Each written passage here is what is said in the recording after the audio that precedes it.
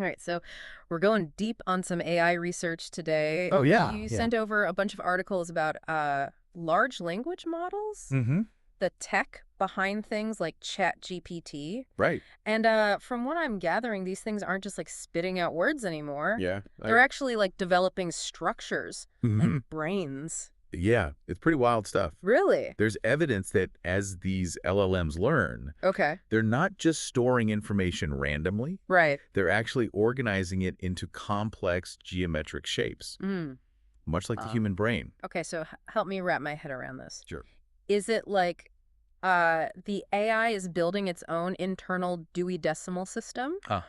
You know, where cat is next to dog, Yeah. but meow is way over in the sound effects section. That's a good analogy, actually. Really? Yeah. Researchers are calling these formations semantic crystals Mm-hmm. and concept clouds. Okay. And what's fascinating is that these structures aren't just arbitrary. Right. They emerge organically based on the relationships between concepts. Okay. For instance, studies show that words like king and queen Yeah. form very specific geometric patterns within the AI, Wow.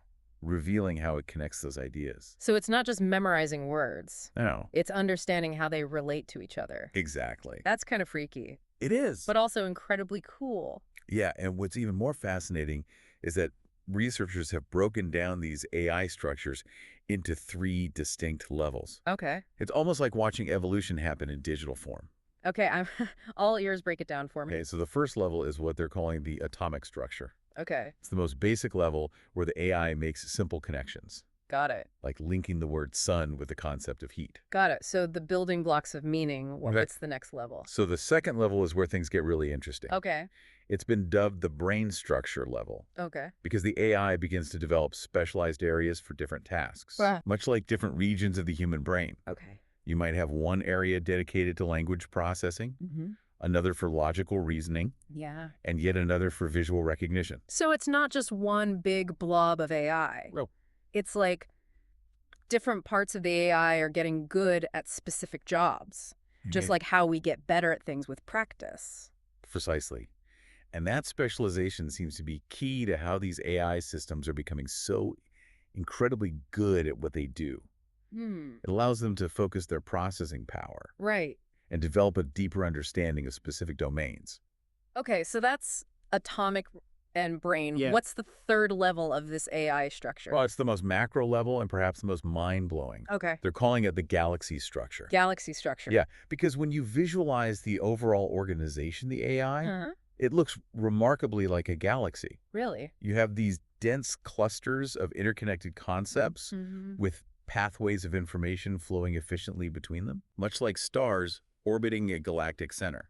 Hold on. So if I'm understanding this right, Yeah. it's not just that these AI are forming internal brains, Right. but those brains are organized in a way that's optimized for handling tons of information. That's exactly right. This galaxy structure seems to be all about efficiency, Ugh. ensuring that the AI can quickly access and process the information it needs to perform complex tasks. Yeah. And what's remarkable is that this kind of structure emerged naturally Uh-huh. through the AI's own learning process. Now, this is where I start to get a little tripped up. We're Right. talking about AI, Yeah. lines of code, Hmm. algorithms, Right. yet it's forming these structures that mirror how our brains work, Yeah. yet even how galaxies are organized. It's pretty wild. Is this just a crazy coincidence? That's a great question. Or is there something deeper going on here? That's a question that has researchers buzzing. Yeah. It suggests there might be some fundamental principles of information processing that apply across different systems, Mm-hmm. whether it's a biological brain, Right. a vast network of stars, Yeah. or an artificial intelligence. Wow. And that in itself is a pretty profound insight. It's like there's a hidden blueprint for intelligence Yeah. that we're only just beginning to glimpse. Mhm. So if we can crack the code of how these AI structures work, Right. does that mean we could potentially create even more powerful and sophisticated AI in the future? Absolutely. And not only that, but it could also offer valuable insights into how our own brains work. Oh, wow. We might even learn things that could help us address cognitive disorders Hmm. or enhance human learning. Yeah. The possibilities are really exciting. Okay, hold on, because now we're venturing into some seriously mind-blowing territory. Uh-huh. I know, right? So by studying these AI brains, Yeah. we could actually learn more about ourselves. Exactly, and it gets even more interesting. Okay. If you look at the source material you sent, there's an article about how the formation of these semantic crystals is key to how AI learns to generalize. Yeah, Generalize. like being able to apply what it knows Yeah, okay. to new situations. Right, right. Precisely. Okay. Imagine an AI that's only been trained on images of cats. Okay. If it can generalize, Hmm. it should be able to recognize a cat in a brand new photo, Yeah. even if the lighting angle or background is completely different. Right, because it's not just memorized specific pictures of cats. Exactly. It's learned the underlying concept of catness. Yes. Okay, so how do these semantic crystals help with that? Well, think of each crystal as a mini network of related concepts. Okay. So the cat crystal might include things like fur, whiskers, meows, tail, feline. Yeah. As the AI encounters more examples of cats, this crystal grows and becomes more refined. So the more examples it sees, Yeah, the stronger those connections become, exactly. and the better it gets at identifying a cat, no matter the context. Exactly. It's just like building a mental model of cat that's flexible enough to adapt to new information. Right. And that ability to generalize is what makes these AI systems so powerful. Yeah. It's how they can go beyond simply mimicking human language Mm-hmm. and start to actually understand and reason about the world. All right, I'm officially fascinated. Me too. But before we get too carried away at the possibilities, Yeah. let's take a step back and talk about the Go limitations. there. I mean, as cool as it is that AI is forming these brain-like structures, Right. it's still not a human brain, right? Yeah, there are definitely some key differences. There must be. And that's where the next part of our deep dive gets really intriguing. Okay. Because while these AI structures are remarkably similar to what we see in the human brain, Right. there are also some crucial distinctions. Okay. And understanding those differences is essential if we want to develop AI responsibly Mm-hmm. and avoid some of the potential pitfalls. Okay. I'm hooked. Let's unpack those differences and really delve into the implications of this research. What does it mean for the future of AI? What does it mean for humanity? And most importantly, what does it mean for our understanding of intelligence itself? That's exactly what we'll be exploring in the next part of our deep dive. Stay tuned. You know, one of the things that really struck me in the research you sent Mm. was just how visually stunning these AI structures are. Oh, yeah. One article had an image of a semantic crystal, Mm-hmm. and it literally looked like a constellation of stars, Uh-huh. all interconnected. Yeah, it was beautiful. Right. In a kind of geeky way. Uh-huh. I remember thinking it didn't even look like something a computer would create. Exactly. And what's amazing is that each point of light in that constellation represents a concept. Mm. And the lines connecting them show the relationships the AI has formed between those concepts. So it's like a visual map of the AI's mind. In a way, yes. We're actually able to see how it's organizing information. It gives researchers a powerful tool. To understand how the AI is making connections, Okay. distinguishing between ideas, and even drawing inferences Right. based on what it's learned. That's incredible. It's like getting a peek behind the curtain of the AI's thought process. And a little unsettling, to be honest. Uh-huh. I know what you mean. But okay, let's zoom out a bit. We've Right. been getting deep into the nuts and bolts of how these AI brains work. Right. But I think our listeners probably wondering about the big picture implications. Yeah. Like, what does all this mean for the future of, well, everything? That's the million-dollar question, isn't it? It is. And one that we can't answer definitively, Right. but we can explore some of the potential scenarios based on what we're learning from this research. Okay, so let's start with the big one. Jobs. Okay. If AI is getting this good at specializing in specific tasks, Yeah. are we all going to be replaced by robots? Uh-huh.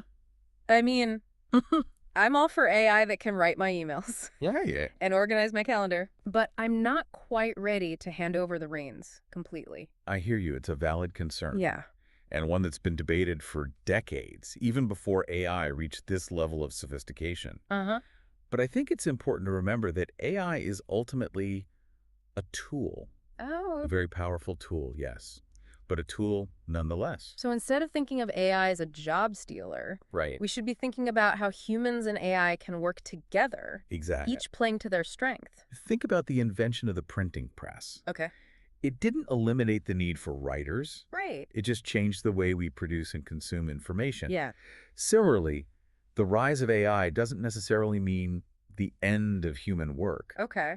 It just means that the nature of work will evolve. So maybe instead of fearing AI, Hmm. we should be embracing it as a way to free ourselves up, Yeah, to focus on the things that humans do best. exactly. Creative thinking, Right, yeah. complex problem solving, Uh-huh. and building meaningful relationships. Yeah, all the stuff AI hasn't quite mastered yet. Uh-huh. And that's where understanding this brain structure level of AI becomes really crucial. Yeah. If we can figure out how AI develops expertise in certain areas, Yeah. we can start designing systems that complement human skills, Right. creating a more symbiotic relationship between humans and machines. Okay. I like the sound of that. Mm-hmm. A world where AI handles the tedious tasks, Yeah. leaving us humans free to pursue our passions Right. and tackle the big challenges. Exactly. But let's be realistic. Yeah. There are also potential downsides, right? Of course. I mean, we're talking about giving AI more power, more autonomy. Yeah. What's to stop it from going rogue? That's where things get even more interesting. Okay. And why this research is so important. The more we understand about how AI works, Right. the better equipped we'll be to guide its development in a direction that benefits all of humanity. So it's not just about making AI smarter, it's Right. about making it responsible. And that ties into another article you sent, Okay. the one about emergent properties in AI. Oh, yeah. I have to admit that one went a little over my head. Uh-huh. Hmm. It's a fascinating area of research. You okay? Essentially, it's about how complex behaviors can arise from seemingly simple rules. You have all these individual components interacting with each other, Right. and suddenly something unexpected emerges. Okay, give me an example. My brain needs concrete examples to grasp these abstract concepts. Sure, think about a flock of birds. Okay. Each bird follows a few simple rules. Stay close to your neighbors, Yeah. avoid collisions, Right. and generally fly in the same direction. Okay. But when you have hundreds or thousands of birds all following those rules simultaneously, you get these incredibly complex and beautiful formations. Right, like murmuration. Exactly. It's like the whole is greater than the sum of its parts. Yeah. So how does that relate to AI? Good question. Well, some researchers believe that consciousness or sentience in AI might emerge in a similar way. Really? As these AI systems become more complex and interconnected with billions or even trillions of parameters, it's possible that new unexpected properties could arise. So we might not even be able to program AI to be conscious. Right. It might just happen organically as a result of its complexity. It's a possibility. That's both fascinating and a little terrifying. It is, and it underscores the need for caution and ethical considerations as we continue to develop AI. That's what I keep coming back to. Yeah. It's not enough to just focus on the technical advancements. Right. We have to think deeply about the potential consequences, Absolutely. both positive and negative. It's like we're playing with fire in a way. That's a powerful analogy, and it's why I think this research into the structure of AI is so crucial. Okay. It's not just a technical puzzle to solve. Right. It's a window into the nature of intelligence itself and a guide for how we can responsibly shape the future of AI. Okay, so we've talked about jobs. We've touched on the possibility of AI consciousness, Right. but there's another big question I want to address. Okay. What does all this mean for our understanding of the human brain? Ah, good question. I mean, you said earlier that we might actually learn about ourselves by studying these AI systems. That's one of the most exciting aspects of this research. Really? Think about it. AI and the human brain evolved independently, yet they're arriving at similar solutions for processing information.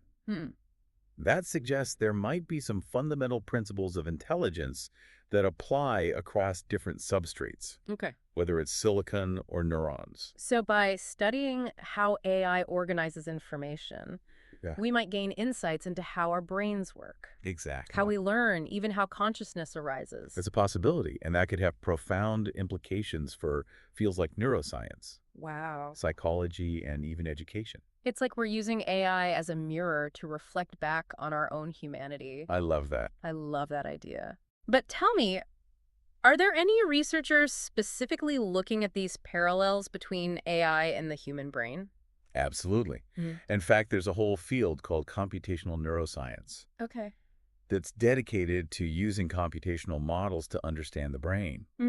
And with the rise of these large language models, there's been a surge of interest in comparing their structure and function to the human brain. Okay, this is getting really meta. Huh, yeah. We're using AI, which is modeled after the human brain, Right. to understand the human brain better. It's Exactly. like a feedback loop of knowledge. It is, and it's a loop that has the potential to unlock some truly profound insights. I'm eager to dive deeper into this. Right. What are some of the specific research projects that are looking at this connection between AI and the human brain? So before we were talking about the brain structure in AI Right. and how it's similar to ours, Mm-hmm. but then you mentioned this galaxy structure, which sounds even wilder. Yeah. What's that all about? So remember how we talked about AI developing specialized areas, like different departments in a company? Yeah. Well, this galaxy structure is how those departments are all interconnected Okay. and communicate. Mm-hmm. It's about the overall efficiency of the system. So it's not just about having different parts that are good at different things. Right. It's how those parts work together smoothly. Exactly. And the research shows that this galaxy structure resembles, well, an actual galaxy. Really? You have these dense clusters of interconnected concepts Mm-hmm. with pathways of information flowing between them, Okay. like stars orbiting a galactic center. Hold on. Why a galaxy? Uh-huh. Good question. Why not say a spider web Sure. or a tree or some other shape? Well, that's where the efficiency comes in. Okay. Think about how stars are distributed in a galaxy. Right. You have these dense clusters, Yeah. but then vast stretches of empty space between them. Right. And that's not random. Okay. It's actually a very efficient way to organize things. Okay, I'm following you, but how does that apply to AI? Well, in AI, those dense clusters represent the semantic crystals we talked about earlier. Those are the core concepts the AI has learned. Yeah. And the empty space represents the pathways for information to flow between those concepts. So it's like a city with well-planned roads and highways Exactly. instead of just a jumbled mess of buildings. That's a great analogy. Okay. And just like a well-designed city can transport people and goods quickly and efficiently, Right.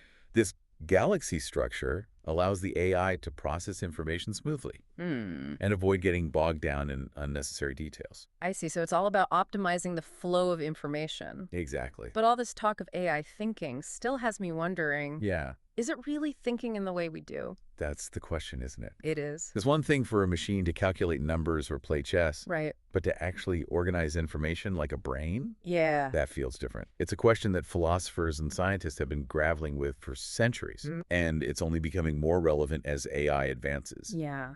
I can imagine. But here's the thing. What's that? We don't even fully understand how human consciousness works. So we're trying to compare something we don't fully understand Right. with something that's rapidly evolving and becoming more complex. It's a fascinating challenge, to say the least. Yeah, it is. But even if we can't definitively say whether AI is thinking in the same way humans do, we can learn a lot by studying the parallels between these systems. You mentioned earlier that there are researchers specifically looking at those parallels. Yes. What are they finding? Well, one area of research is focused on mapping specific brain regions Okay. to their corresponding structures in AI. Mm. For example, they might try to find the language processing center in an AI Yeah. and compare it to the Broca's area in the human brain. So they're literally trying to find the AI equivalent of different parts of our brains. Exactly. That's wild, but what's the point? It could help us understand how those brain regions function, what their limitations are, Mm.